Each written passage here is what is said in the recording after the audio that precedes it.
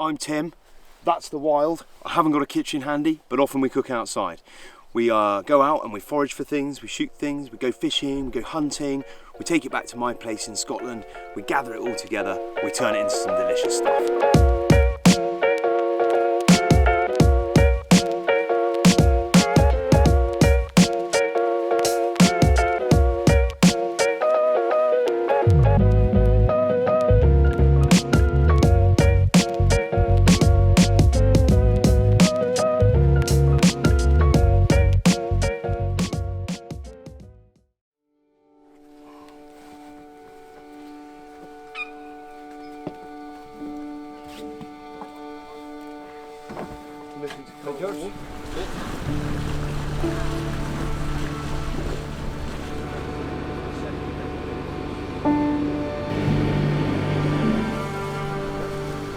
Welcome to the northeast Scotland Riviera.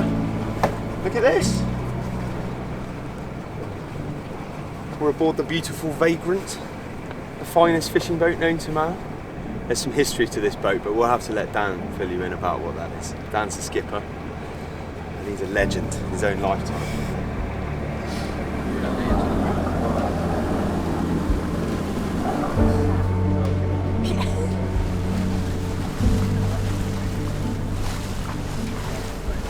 Industrial fishing by the big purse netters has devastated the mackerel shoals here, but we hope to catch some today. But this morning I got up early and smoked them in a little smokehouse in our garden, and they've been treated with a secret recipe which involves molasses, demerara sugar and a certain brand of whiskey.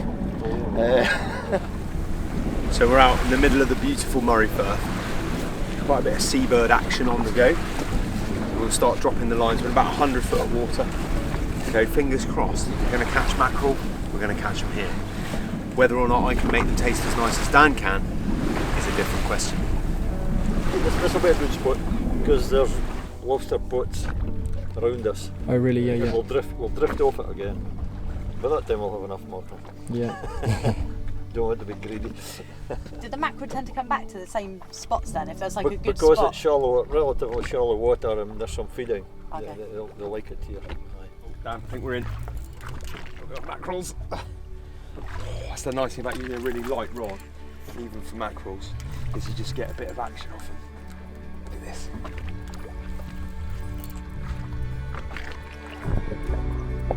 Last one. Let's get him in.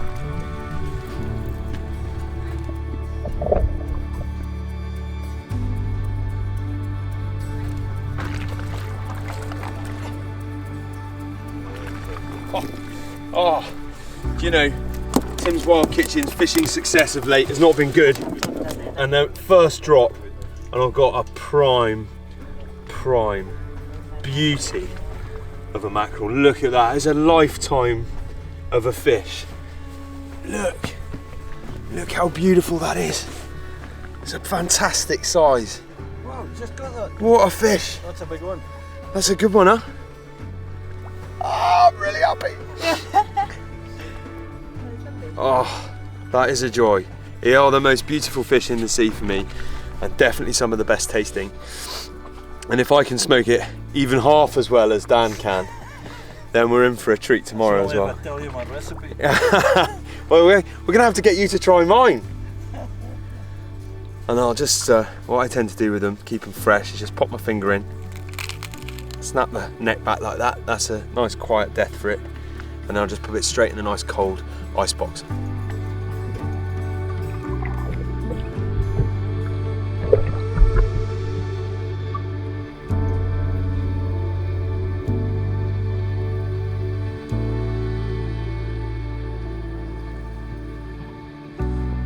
Lovely and calm out here, and we've had a few mackerel. It's gone a bit quiet, so we're just having a scout round now with the binos just to see if we can spot any more seabirds around, because they then just start to pick up the fish before we do. So if I can avoid tipping over the side while I do it, hopefully we'll go at a few more. Ideally, you should be catching on the bottom here. A wee strip of mackerel, you should be catching cod and ling this size right here. Yeah. And that was the case a few years ago. So And not so much anymore. A real few.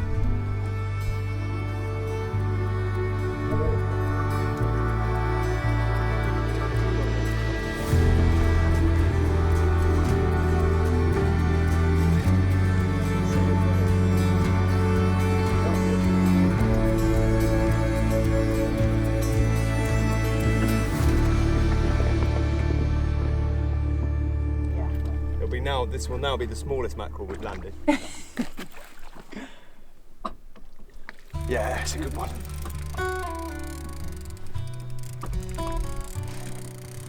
Oh, I love just fishing for mackerel on light gear like this. It's just so much fun.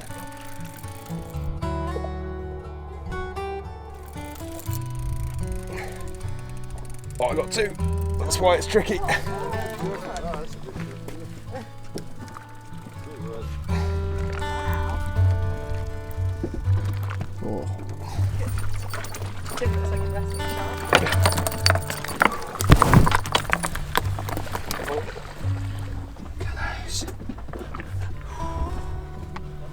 Beautiful mackerel, prime fish.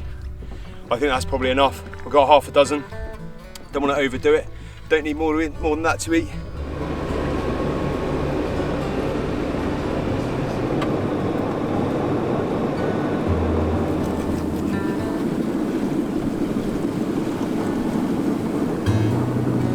This is a mass production method.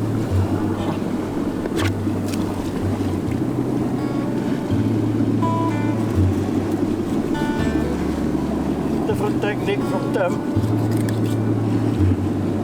Yeah. So we've caught a few nice mackerel now, really good size, beautiful mackerel. So rather than overdo it, you know, because we don't want to just end up catching tons more than we need. We only need 1 or 2 for the recipe. I thought I'd just swap from mackerel feathers down to a little Dexter wedge and just see if there's anything else lurking down there. So sometimes you'll get big pollock or cod or bass following the mackerel. So we put a bigger lure down, we might find a bigger fish. We might not find anything, but we've already got what we need, so it's just a bonus. But yeah, a bit bored of it. Skipper Dan, he's brought us out on his amazing old boat. He's just cooked us some incredible smoked mackerel. She's doused in whiskey and brown sugar and molasses. That was the nicest smoked mackerel I've ever had, so I'm going to try and recreate that tomorrow in the kitchen, or maybe a bit later. We'll hot smoke that over some whiskey oak maybe in the Bradley, and then I think I've seen a few little chanterelles popping up in the woods, so I might go and see if we can find a few chanterelles to go with it.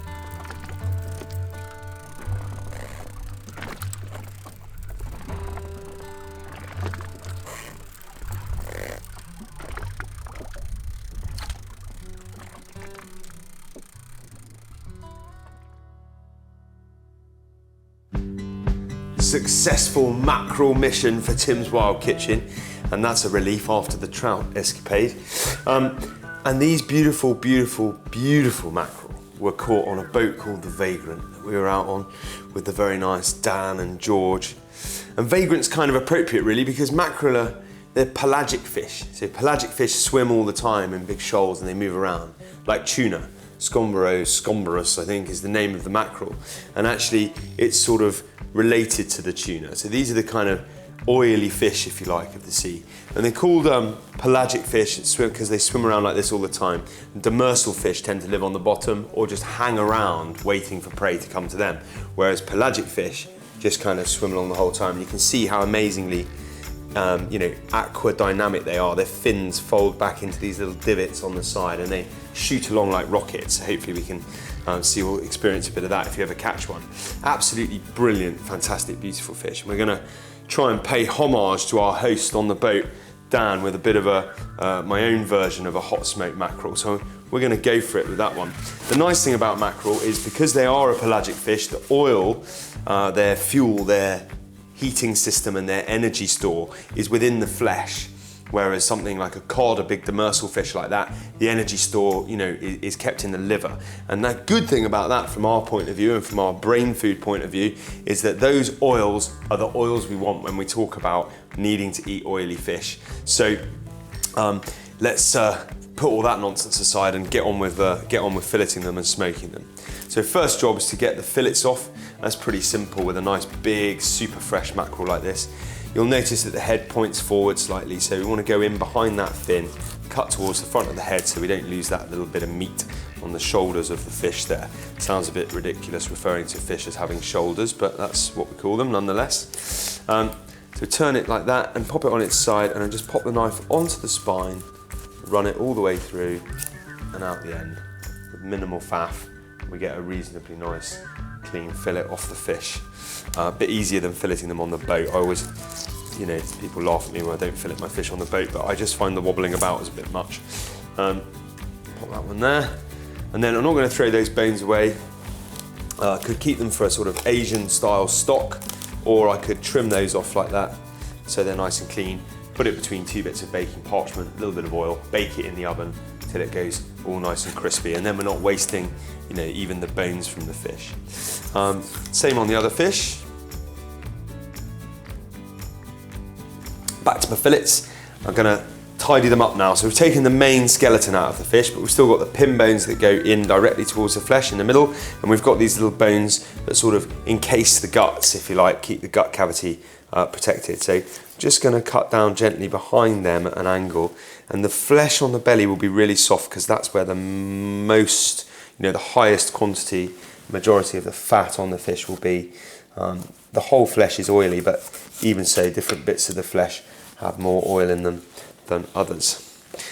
So just tidy it up, make sure there's no bony fins on the back of there. We don't want to be tucking into any bones when we've got our nicely smoked mackerel. And the last row of bones runs right down the middle of the fillet there, and I like to take that out using the old V-bone technique. So I just cut either side of those little row of bones, gently get the knife down to the skin underneath them, just pull them out. We waste a tiny little bit of flesh, but actually that can go in a soup or be used for fish bait, and it's better to do that, I think, than to be faffing around trying to pick, you know, individual bones out of the fish. Repeat the process. Just keep going till I've got all my fillets done. Of course, if you haven't caught them yourself, you could get the fishmonger to do all the hard work for you. But the problem is, when you start taking off the head and the bones and everything else, all you've got left to designate freshness really is the smell and the appearance of the skin. So I do always like to try and get my fish whole if I can. Look how glorious and shiny those are. Beautiful. Perfect. We've got those nice 4 little boneless fillets, and then I've got my 2 little skeletons here to trim up and bake in the oven between some paper. But because we're going to smoke these in the Bradley on the hot smoking setting, we actually need to cure them first, okay? Otherwise they won't be any good. So here I've got my trusty dry cure. That's 50% sugar, 50% salt, and then some additional spices. So I've got some bay leaf, some coriander seeds, some black pepper, a little bit of juniper, a little bit of star anise, just to, you know, add an extra little bit of flavour. And I'm going to generously season the board first, a little bit of that. Lay my 4 hard-won mackerel fillets on the top. And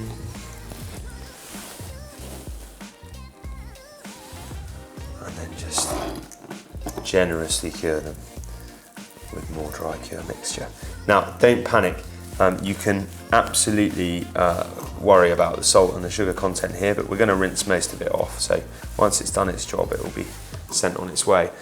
You'll notice, if you look really closely, that I'm using Demerara sugar in my dry cure mix today, and that's because Skipper Dan was telling us all about how he bastes his hot smoked mackerel with molasses, Demerara sugar, and whiskey. Now, I'm not going to go as far as the whiskey and the molasses, but I like the idea of the Demerara sugar. And I don't want to just copy Dan. I want to try and sort of make my own. So those need to cure for about 15-20 minutes. Then we'll rinse that cure off, pat them dry. When they've dried out nicely and a bit sticky, pop them on the racks, get them out in the Bradley, and give them 20 minutes in the hot smoker. Happy days.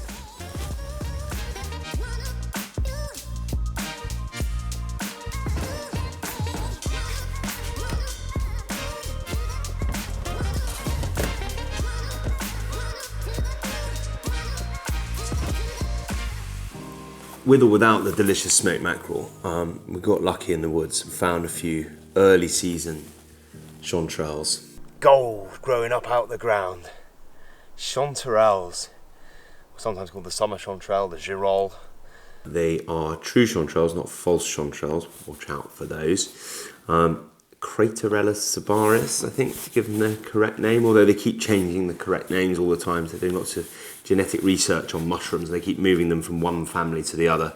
All I'm going to do is just going to trim the soily bottoms off like that, and then just give the stems a little scrape if they're a bit sandy. Try not to wash them, but if you need to wash them because they're really gritty, then, you know, that's better than having a gritty mushroom. So I'm just going to grab a few of those, get them ready, and I'm just going to, once I've got them all prepped, I'm just going to sprinkle those once I've prepped them, and then give them a little stir fry with a little bit of garlic and a tiny little drop of butter.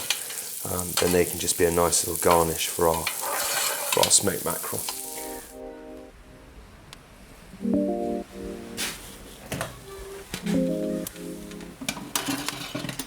Oh, nice, beautifully cooked, lightly smoky. You know, the absolute privilege of hot smoking your own fish is that you get to control how long it cooks for. So these don't look, you know, super dark and rich like they would at the supermarket, but actually the flesh of the mackerel is only just cooked. It's so moist and salty, smoky, delicious. Again, you know, I wouldn't waste these skins off the mackerel and keep those and add them to a fish soup, or even fry them off and just serve them as little crispy bits. So all I'm going to do, literally pick them up from the tail end, pull the skin off the back like that, and then I think I'll go with sort of half a fillet like that, like that. I'll just grab some chanterelles.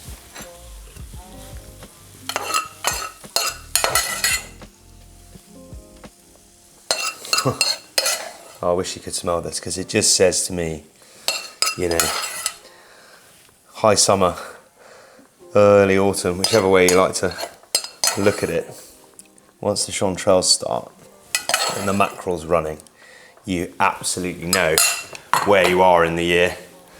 I'm gonna put a little bit more mackerel on here like this. And that is perfectly delicious as it is, but in terms of just giving it that little sort of zhuzh, a little secret kitcheny feel, I've got a little tiny bit of lemon thyme. I'm going to pick a few little leaves of that just over the top. That's going to add an extra depth of flavour and that nice sort of lemongrassy and thymy scent coming up off the plate. And then I think just a few little bits of old-fashioned curly parsley about the plate, and a tiny drizzle of the very best olive oil you can lay your little mitts on. There you go, look at that. Tim's Wild Kitchen does what it says on the tin. A fully wild plate of chanterelles and smoked mackerel. If you haven't subscribed yet, you can do so here, or it might be over there, or somewhere else.